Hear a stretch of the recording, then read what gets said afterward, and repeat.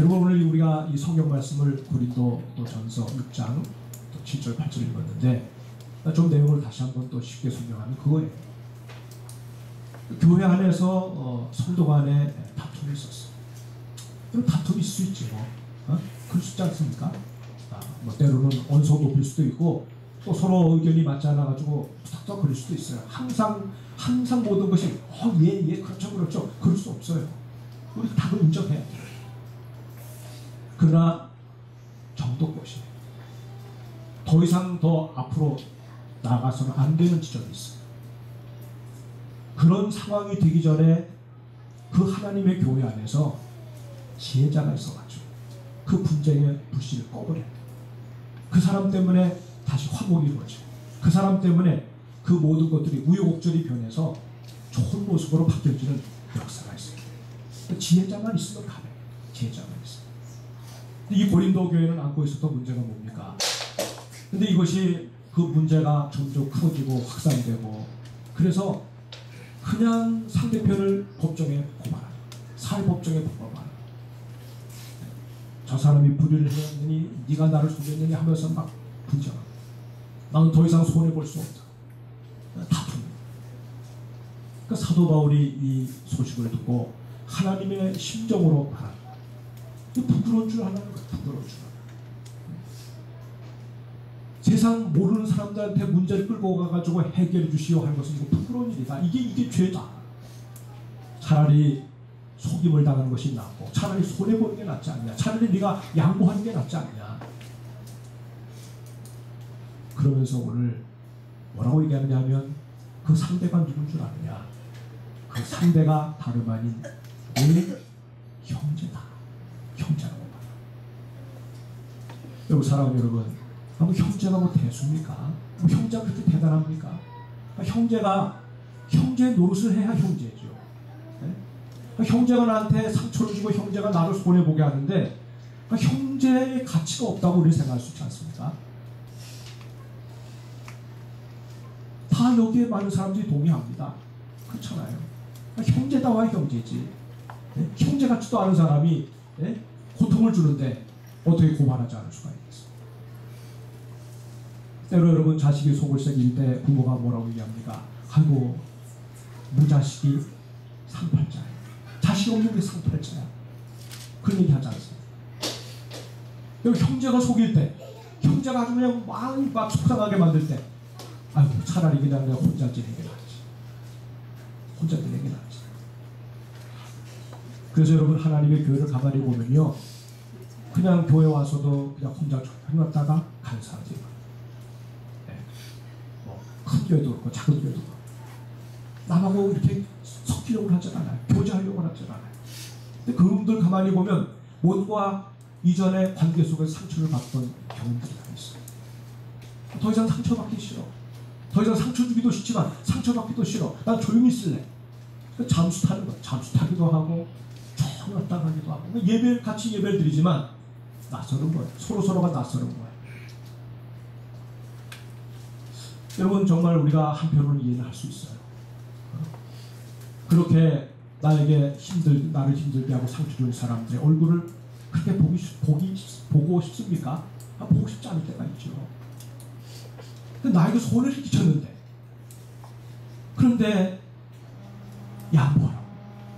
손해본 거 그냥 감수하라. 아니 여러분 뭐 그 형제가 뭐 나와 피를 나눴습니까? 뭘 나눴습니까? 이 교회가 내 가정이라도 됩니까? 같이 우리가 하나님을 하나아버지로 고백을 하고 또 우리가 형제라고 얘기하지만 이게 마음이 와닿지 않는 거예요. 친밀감 생기지 않는 거예요. 그러니까 막 더 마음이 강팍해지면 나도 모르는 행동이 나오고 나도 모르는 말들이 쏟아져 나. 이것이 분명히 하나님께는 욕이 되는 줄 알면서도 그렇게 우리가 원치 않는 그런 삶으로 나갈 때가 많은 거예요. 사랑하는 여러분, 형제 사랑이 뭔지를 우리가 정말 모르면요 하나님이 우리에게 주시는 말씀대로 하나님의 판단대로 사는 게 정말 쉽지 않습니다. 오늘 하나님은 오늘 이 본문 말씀 속에서 우리에게 뭘 얘기해 주고 싶습니까? 우리가 어떻게 생각하는 간에 하나님은 저와 여러분들을 그리스도 안에서 한 형제로 부르셨다고 말씀합니다. 너희는 형제라고 말씀합니다. 혈육적인 관계 속에서 출생한 그 형제보다도 더한 성령으로 불려지는 형제라고 말씀합니다. 하나님 우리를 창조하실 때, 우리를 구원하셔서 하나님의 백성 삼으실 때 우리를 결코 홀로 살도록 디자인하지 않으셨어요. 구원은 개인적으로 하나님 앞에 받는 것이지만 구원은 또한 더불어 받는 거예요. 구원받았습니다. 기쁨이 있습니다. 더불어 형제와 더불어 구원받습니다. 그 기쁨을 나눕니다. 그래서 만나면 서로 기쁘고 서로 격려가 되고, 그런 사람들 하나님이 교회라고 하는 가정 안에 두시는 거예요. 교회라고 하는 가정 안에. 그 교회 안에서 서로 소통이 이루어지고 교제가 이루어지도록 만들어 놓으셨어요. 여러분, 사람이 홀로 있을 때 얼마나 외롭습니까? 사람이 달래 병나는 게 아니에요. 다 나름대로 그 마음에 소외감이 생길 때, 외로움이 생길 때, 영적인 외로움이 우리 마음을 지배할 때 견디지 못해서 사람들이 목숨 끊기도 하잖아요. 목숨 끊을 용기가 있으면 살지 라고 말하지만 여러분, 모르는 얘기예요. 정말 죽고 싶은 심정이 있는 사람들의 그 심정을 우리가 몰라서 그래요. 짙은 외로움이 그 마음을 사로잡고 있어요.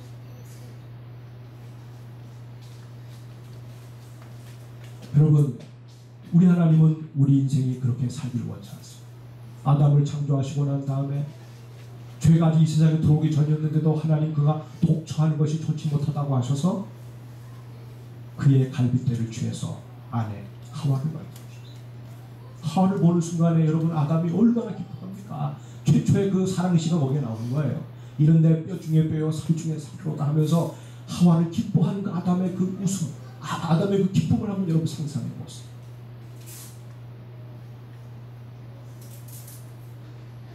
여러분,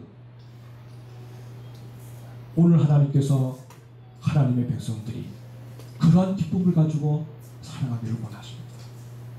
그 충만한 기쁨의 저장소가 교회 오기만 하면 다시 재충전 받아가지고 세상 속에서 그렇게 살아가는 자들이 되기를 원하십니다.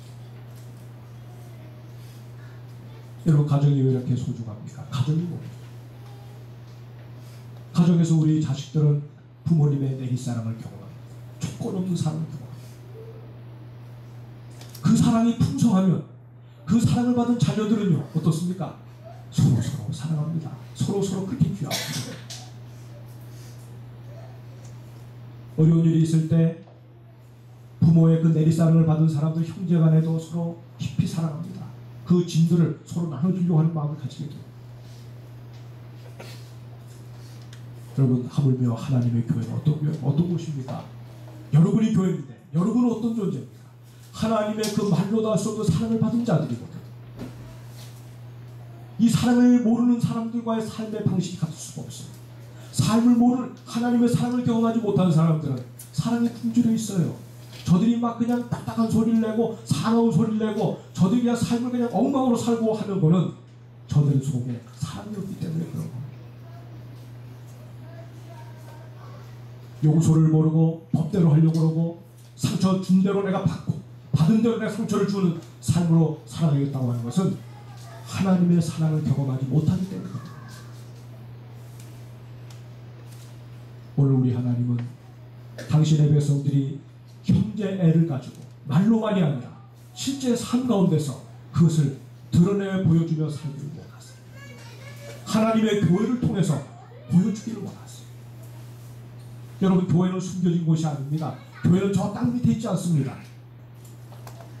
여러분, 세상 속에서 교회가 사람들을 어떻게 봅니까? 교회는 저 산성 위에 있어요. 저 언덕 위에 있어요.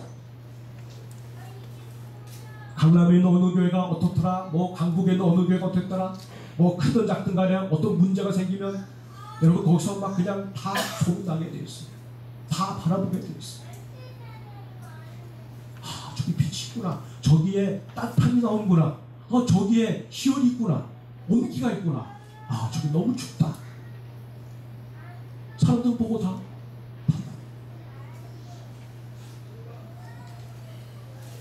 오늘 집사님께서 기도하셨지만 하나님 교회는 건물도 없어요. 물론 건물 없는 게 자랑은 아니에요. 저는 건물 있기를 원해요. 더 중요한 가치가 그거죠. 더 중요한 가치는 우리가 하나님의 사람으로 어떻게 사는지를 보여주는 영적인 그 파워가 있는 그 교회 모습, 그것이 진정한 교회라고 저는 믿습니다. 그 모습을 하나님 보여주기 원하죠. 때로 그렇지 못하고 교회가 그걸 보여주지 못해서 서로 다투고 싸우고 조그마한 이해관계도 참지 못해서 법정에 가서 해결하려고 그러고, 그러면 누가 제일 상처받으시느냐 하면 아버지가 상처받았어요. 하나님의 그 패밀리의 가장이신 아버지가 상처받았어요. 눈물을 흘리세요. 근심하세요. 또 누가 상처받겠습니까? 우리를 통해서 하나님이 어떤지, 구원받은 백성들이 어떤지를 보고 함께 이 구원의 대회에 참여하려고 했던 불신의 세상 사람들이 상처를 받습니다. 나도 구원받고 싶은데, 나도 저들 백성 속에 들어가고 싶은데, 저 하나님의 한 우리 안에 들어가고 싶은데 길이 막힌 거예요. 얼마나 안타까웠겠습니까? 우리 하나님 아버지는 당신의 백성들을 너무너무 사랑하십니다. 사랑하는 여러분, 하나님의 심정은 바로 그런 거예요. 하나님의 심정은 우리가 이렇게 하나님 앞에 사랑받는 존재인 것을 알고, 서로가 형제라는 사실을 깨닫고, 어떤 문제가 발생할 때 형제 사랑을 가지고 풀어내는 당신의 백성들이 되기를 원하십니다. 여러분, 예수 그리스도는 어떤 분이십니까? 예수 그리스도, 우리는 주님을 주님이라고 부르죠. 감히 여러분 주님과 짝해서 비교할 수 있습니까? 엉망진창이었고 망가졌고 허물로가지고 죽었었던 우리를 주님이 우리를 건져서 구원의 자리에 세우셨어요. 우리는 그분 앞에 그냥 은혜, 그냥 감사한 것밖에 없죠. 그분과 우리가 대등하게 비교할 수도 없잖아요. 성경은 뭐라고 얘기하는 줄 아세요? 로마서 8장 29절에 뭐라고 얘기하는 줄 아세요? 그분이 우리의 맏아들이 되셨다고 했어요. 하나님이 그를 맏아들로 여기시고, 그러면 주님의 구원받은 우리들은 뭡니까? 우리는 그 맏아들의 동생들이에요. 맏형으로 그리스도가 자기를, 우리와의 관계 속에서 자기를 소개하고, 우리는 그분의 다 아우들이에요. 동생들이에요. 여기 얼마나 이게 가능이라도 한 얘기입니까? 가능이라도 한 얘기예요. 예수님이 갈릴리의 나사렛에서 그 집을 돌보실 때 장자하셨어요. 동생들이 있어요. 시몬, 유다, 그 다음에 여러 동생들이, 또 누이 동생들이 있었어요. 육신의 아버지 요셉은 일찍 세상을 떠났어요. 그래서 어렸을 때부터 주님은 그 가정의 가장으로서 생계를 책임졌어요. 목수일을 하셨어요. 그 아버지였어요. 동생들이 와서 형 뭐 좀 줘, 뭐 용돈 줘, 뭐 줘 하면 다 목공일을 하면서 그걸 만들어서 판 거 가지고 식비도 만들고 아이들의 쓸 용돈도 주고 가장으로서 역할을 하셨어요. 동생들을 지극히 아끼셨던 그 주님이 영적으로도 이 땅에 있는 수많은 인생들을 다 당신의 동생으로 품고 싶으셨던 거예요. 사탄은 우리를 송사하고 우리의 죄를 갖다 끄집어내고 우리를 갖다 정죄하지만 하나님의 아들 예수 그리스도는 그러지 않으셨습니다. 저들은 내 아우들이다, 내 동생들이다. 갈릴리 나사렛에서 동생들 돌보시던 그 심정을 가지고 죄 가운데서 비참하게 죽어가는 인생들을 대신해서 주님이 다 커버하셔요. 대신 다 맞으세요. 대신 다 욕을 당하세요. 대신 다 주님이 찔림을 당하세요. 바로 그것이 바로 십자가예요. 갈보리의 십자가.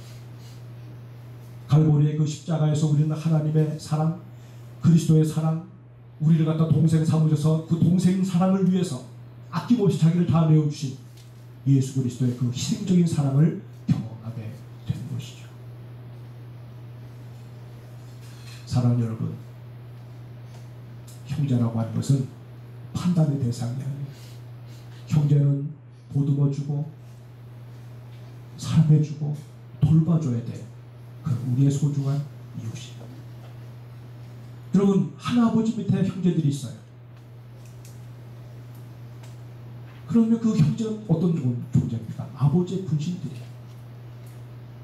많은 형제를 낳았다고 그러면, 많은 자식을 낳았다고 그러면 그 자식들은 다 아버지의 분신들이에요. 아버지의 분신된 그 형제들이 서로를 볼 때 어떤 느낌이 들겠어요? 아버지의 분신인 나, 아버지의 분신인 저 형제. 우리는 이 보통 관계가 아니죠. 보통 관계가 아니죠. 하나님께서 인생을 창조하시고 난 다음에 인류를 바라보실 때 어떤 마음이시겠어요? 하나님의 마음이 어떻겠어요? 내 분신들이, 내 분신들. 구원받은 당신의 백성들도 내 분신이고, 구원 밖에 있는 저 백성들도 다 당신의 분신들이에요. 잃어버린 분신들이에요.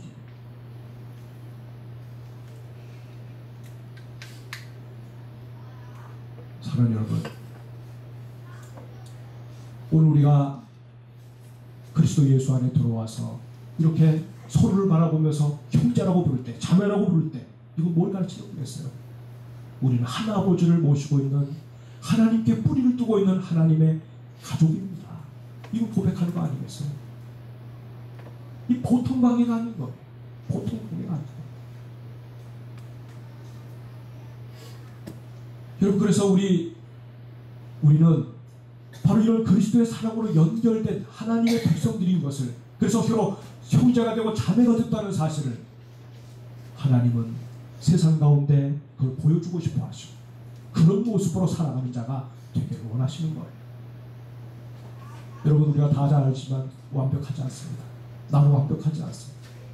만약에 여러분이 저 목사님이 완벽하기 때문에 내가 이 교회에 속했고 목사님의 지도를 받아가면서 나는 영적으로 살고 싶다 그러면 여러분 번지수 잘못 찾으셨어요. 목사가 완전하지 않습니다. 불완전할 짝이 없습니다. 여러분 스스로 생각해봐도 나는 그래도 괜찮아. 천만에 여러분도 불완전해요. 불완전한 사람을 보면서 뭘 생각하겠습니까? 난 너보다 그래도 덜 불완전해. 그거 가지고 비교하는 것이 아니라 내가 불완전하니까 상대편의 그 약한 부분이 다 보이는 거예요. 그래서 나의 것을 가지고 채워주는 거예요. 그가 없는 거 내가 채워주고, 내게 없는 거 상대편이 채워줄 때 나는 감사함으로 받고, 그렇게 하라는 거죠. 여러분, 이 고린도 교회가 가지고 있었던 문제가 뭐였겠어요? 그걸 못 본 거예요. 그걸 못 본 거예요. 그래서 그냥 상대편을 정죄하고 같은 분신인 형제를 갖다가 막 몰아치고 세상 밖으로 끌고 나가가지고 패대기 치면서 엿보이고 부끄럽게 만든 거 아니겠어요? 그가 가지고 있는 그 아픔들을 내가 대신 담당한다고 하면 어떤 변화가 일어날까요? 하나님이 그와 같이 내 곁에 그런 사람을 주셔서, 형제를 주셔서 그의 아픔을 보게 하신 것은 무슨 뜻일까요? 내가 짐을 지라는 거예요. 그의 짐을 내가 지라는 거예요. 사랑으로 지라는 거예요. 사랑의 부담으로 여기라는 거예요.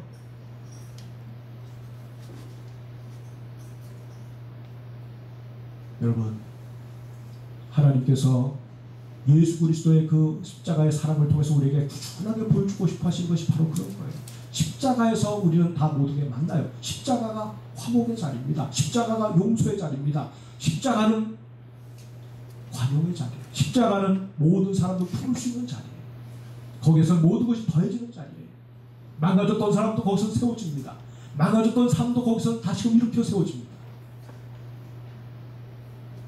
하나님과 인생이 만나고 인간과 인간이 만나는 그 축복의 자리가 갈보리 십자가예요.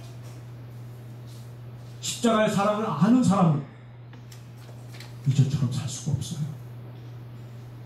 맏아들이 되셔서 맏형이 되셔서 동생된 우리를 위해서 아낌없이 모든 것을 내어주신 그 우리의 형님 되신 예수 그리스도의 사랑을 아는 사람은 이 땅을 똑같은 모습으로 살기를 원하는 거예요. 여러분, 이와 같은 형제 사랑의 깊은 의의를 깨닫게 되면, 그래서 그 은혜가 내 삶 가운데 적용이 되면 그 사람이 어떻게 변할까요? 바로 그는 형제라고 권면한 이 바울의 권면을 듣고 고린도 교회가 그것을 수용했다고 하면 이 고린도 교회가 어떤 모습으로 바뀌어질까요? 뭔가 여러분의 마음속에 내치고 싶어하는 어떤 상대가 있다고 할 때 그를 정말 그리스도의 주님이 나에게 붙여주신 형제라고 생각되어져 그것을 받아들였다고 하면 어떤 모습이 변해지, 어떤 모습이 달라질까요? 관계가 새롭게 정립이 될 거라고 믿습니다. 혼자 살지 않아, 혼자 가지 않습니다. 잠수 타지 않습니다. 그리고 그 관계가 또 다른 관계를 만들어내요. 그래서 그는 관계적 인간을, 관계적인 인생을 사는 사람으로 달라지게 되는 거죠. 여러분, 그럴 때 거기서 어떤 일이 벌어지겠습니까? 여러분, 내 안에 이런 기쁨을 주시고 용서를 주시고 사랑을 알게 해주신 그 은혜를 알고 사는 사람들을 통로로 해가지고 다른 사람들에게 무엇이 나가겠습니까? 그가 형성하고 있는 관계 속에서는 기쁨이 있어요. 평안이 있어요. 용서가 있어요. 네? 뭔가 마음속에 편안한 겁니다. 우리 하나님 교회가 그런 관계 속에서 엮어지게 되면 이 하나님의 교회는 어떤 변화가 일어나는지 우리가 다 경험할 수가 있어요. 더불어서 불신자들의 생각 속에 무엇이 올까요? 야, 나도 저들 속에, 저 관계 속에 들어가고 싶다. 여러분, 우리가 형성하는 이 관계는 하나님으로부터 시작되는 관계입니다. 예수 그리스도의 사랑으로부터 시작되는 관계입니다. 맏형이신 예수 그리스도로 인해서 우리에게 주어지는 동생 사랑의 관계입니다. 이 관계가 충만해질 때 여러분, 세상 속에서 그 교회는, 그 성도는 빛을 발하기 시작하는 거예요.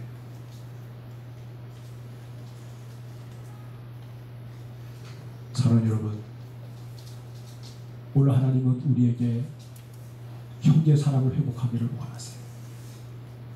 친밀감을 회복하는 자가 되기를 원하세요.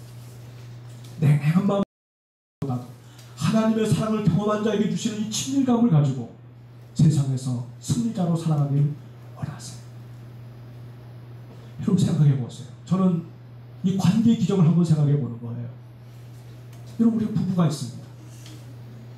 촌수를 가지고 만나기 전에, 서로 만나기 전에 이 촌수를 가지고 따져보라면 몇 촌 정도 될까요? 네?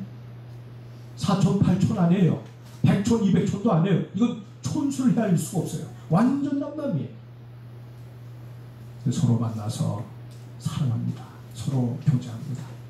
네? 그런 가운데 부부로 살기로 결심합니다. 그 순간에 촌수관계가 어떻게 되는 거죠? 촌수관계가 없어요. 사랑으로 인해서 만나진 그 촌수관계가 없는 것하고 사랑으로 인해서 결합되고 그 촌수관계가 없는 것하고 다른 거예요. 촌수가 없어요. 무촌이에요. 무촌. 하나 됐다는 거죠. 거기서부터 자식이 납니다. 1촌, 또 형제간에 2촌, 또 밖으로 나가면 3촌, 그 다음 4촌, 8촌 해가지고 16촌 쭉쭉 뻗어나가는 거 아니겠어요? 그 친밀감의 정도가 어때요? 친밀감의 정도가 부부로부터 시작해가지고 자식에게로, 또 형제에게로, 친척에게로 번져가는 거예요. 그 인류는 결국은 다 하나예요. 아담 할아버지가 보시면 다 인류는 자기의 한 뿌리에서 다 나오는 거예요. 제가 우리 이래를 봅니다. 제가 생각하면서 뭘 생각했느냐면, 어제도 이 말씀 묵상하는 가운데, 자, 제가 딸을 생각합니다. 아들을 생각합니다. 그 마음이 그냥 이렇게 늘 아주 애틋할 때가 많아요. 근데 우리 이래가 이제 손녀로 태어났잖아요. 이래를 바라볼 때 이거 또 애착이 있어요. 왜? 내 딸을 통해서 낳았으니까. 앞으로 20년 후 혹은 또 얼마가 되는지 모르지만 이래가 또 시집을 가게 되면 또 자식을 낳는다 그러면 그 아기를 볼 때 그때도 제가 중조인가요? 네. 이 할아버지의 마음이 어떨까요? 가만 내가 연상을 해본 거예요. 아, 애틋하겠구나. 만약에 그 아이가 내가 좀 오래 살아가지고 그 아이가 또 성장해서 또 자식을 낳으면 내 마음이 어떨까? 아, 그래도 내 뿌리에서 나온 자식이기 때문에 애틋하겠구나. 아담 할아버지의 마음을 제가 헤아릴 수 있겠더라. 여러분, 관계의 기적이라. 관계의 기적. 우리가 예수님을 구주로 고백해서 그분 안에 들어와서 예수님이 주님입니다 하는 순간에 우리의 신분이 급상승하는 거예요. 이전에는 진노의 자식이었어요. 이전에는 망가졌어요. 이전에는 그냥 진흙덩이에서 헤매던 존재였어요. 그리스도 예수 안에 들어온 순간에 주님이 우리의 죄를 말갛게 시키시고 금가락지를 끼우시고 아들이라고 딸이라고 칭하시면서 우리의 신분을 어디에 두시냐면, 내 아들이다. 넌 내 아들이다. 넌 내 딸이다. 여러분, 실감납니까? 하나님을 아버지라고 부르는 거 실감납니까? 우리 기도하시는 분들 가끔 어떤 때는 아버지, 하나님 그러시는데 거기다 아버지 좀 붙여주세요. 네? 아버지 좀 붙여주세요. 그분이 아버지세요. 내 아버지세요. 내 아버지. 내 아버지. 나는 그분의 아들이요 그분의 딸이에요. 서로는 아버지의 분신들이에요. 형제들이에요. 이게 얼마나 놀라운 고백. 얼마나 놀라운 고백. 여러분, 이렇게 관계의 친밀감을 가지고 살아가는 사람들 마음은 서로 소통이 이루어지는 거예요. 엄청난 소통이 이루어지는 거예요. 말하지 않더라도 뭔가 따뜻하게 교류하는 거예요. 영적으로 막 교류하는 거예요. 이 소통이 단절되면 마음이 어떻습니까? 마음이 병들어요. 그게 뭔 줄 아세요? 그래서 요즘에 보면 사이코패스라고 하는 게 그게 뭐예요? 사이코패스가 뭔 뜻이 뭡니까? 저도 적어놨는데 내가 원고를 못 보겠어요. 네? 여러분, 결국은 공감하는 능력이 완전히 상실될 때 마음이 병들면 사이코패스 환자가 됩니다. 그래서 성경에 보니까 사이코패스 환자들이 있다. 가만히 보니까 아벨과 가인, 형은 가인이고 동생은 아벨인데 형 가인은 사이코패스. 공감 능력이 없어요. 동생. 그게 저주잖아. 형제를 미워한다. 공감 능력이 없어져요. 압살롬 아버지를 미워했어. 아버지 죽이려고 했어. 사이코패스. 가룟 유다 스승인 그리스도를 팔아버렸어요. 은 30에. 스승 어떻게 팔아요? 공감 능력이 떨어지니까 스승도 돈벌이의 수단으로 생각할 수 있는 거예요. 여러분, 이 죄가 우리 마음 가운데서 이런 공감 능력을 앗아가 결국 마음을 망가뜨리게 되면 사람은요 다 죄인 중에 괴수가 되는 거예요. 이 마음이 치유가 되면 예수 그리스도의 보혈로 인해서 하나님을 아버지로 모시고 그 안에 새로운 질서가 생겨지고 성령으로 그 마음을 새롭게 하면 여러분 우리 심령이 새롭게 돋아나는 거예요. 아주 죄인이랄지라도 그 주님을 모시는 순간에 그 심령 속에 천국이 만들어져요. 사람을 죽이고 수많은 사람을 죽였어도 그리스도를 모신 사람이 삶이 변화돼가지고 그 감옥 안에서 사람들한테 전도하면 나는 전에 죄인이었습니다. 나는 정말 악한 죄인이었습니다. 이런 악한 죄인을 주님이 나를 건지셔서 당신의 자녀 삼으셨습니다. 눈물을 흘리면서 전도하는 전도인들이 있었어요. 기적 아니겠어요? 관계 기적이 일어난 거예요. 그리스도 예수 안에서 관계 기적이 일어난 거예요. 사랑하는 여러분, 오늘 우리가 직면하고 있는 이 세대의 문제들 많은 문제가 있죠. 뭐 동성애 문제, 무슨 뭐 여러 가지 뭐 아주 별의별 종류의 문제들이 이 땅을 뒤덮고 있어요. 우리에게 부어주시는 하나님의 사랑으로 연결되어지는 형제의 사랑을 모르게 되면 세상은 다 엎치락뒤치락 망가지게 되어 있어요. 돈으로 해결할 수 없습니다. 뭐 문명을 갖다 더 새롭게 한다고 해서 여러분 세상이 파라다이스가 되는 게 아니에요. 하나님이 우리 심령을 바꿔주셔야 새로운 세계가 열리게 되는 거예요. 여러분 도대체 그렇다고 하면 형제 사랑은 이 형제 사랑은 얼마나 소중한데, 네? 이 형제 사랑을 가지고 우리가 살도록 하나님 우리를 부르시는데 우리가 어떻게 살아가야 되겠어요? 제가 어느 글을 읽었어요. 나치 독일이 600만의 유대인들을 학살할 때 그때 독일의 목사님들도 붙잡고 또 뭐 다른 민족의 사람들도 다 붙잡아가지고 같이 감옥 생활을 하게 하는데 유대인들은 거의 그냥 가스로 다 처형을 하죠. 600만 명이 처형을 당했어요. 또 한 가지 죄가 한 가지 형이 뭐냐면 굶겨 죽이는 거예요.